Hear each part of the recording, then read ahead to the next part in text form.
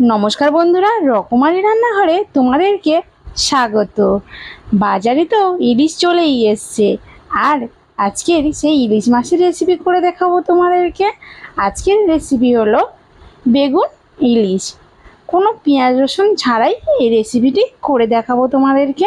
তাহলে চলুন বন্ধুরা, দেখা যাক আজকের এই রেসিপিটা।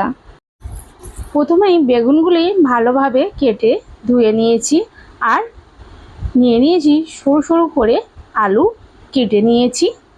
মশলার মধ্যে নিয়ে নেব ধনে, জিরে আর কাঁচা লঙ্কা। এটাকে আমি একটা পেস্ট বানিয়ে নেব মিক্সিং জারে। আর নিয়ে নিলাম হলুদ গুঁড়ো আর লঙ্কার গুঁড়ো দিয়ে একটু জল দিয়ে মশলাগুলি ভালোভাবে চামচের সাহায্যে একটু ডলা ডলা ভাব করে নেব। আর নিয়ে নিয়েছি ইলিশ মাছ। ইলিশ মাছগুলি ভালোভাবে কেটে ধুয়ে নিয়েছি। দিয়ে দিলাম হলুদ গুঁড়ো আর দিয়ে দেব লবণ, দিয়ে ভালোভাবে মাখিয়ে নেব। কড়াইতে দিয়ে দেব সর্ষের তেল, আর দিয়ে একে একে মাছগুলি উল্টে পাল্টে ভেজে নেব। খুব হালকাভাবে ভাজবো, বেশি ভাজবো না, হালকা হালকা করে ভেজে তুলে নেব। ওই একই কড়াইতে দিয়ে দেব কালো জিরে, আর দিয়ে দেব বেগুন আর আলুগুলি দিয়ে ভালোভাবে ভেজে নেব।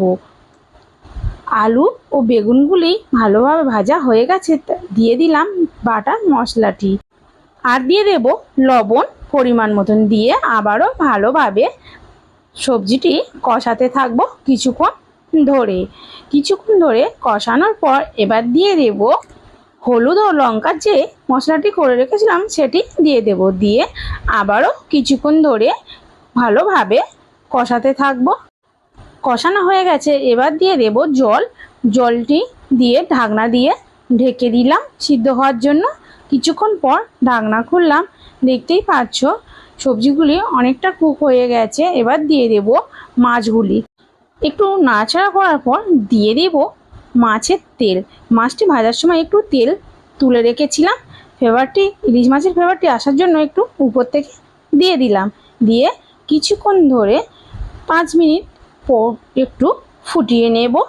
ফুটিয়ে নেওয়ার পর দেখতেই পাচ্ছ বন্ধুরা, সম্পূর্ণ ইলিশ মাছের এই রেসিপিটি রেডি হয়ে গেছে।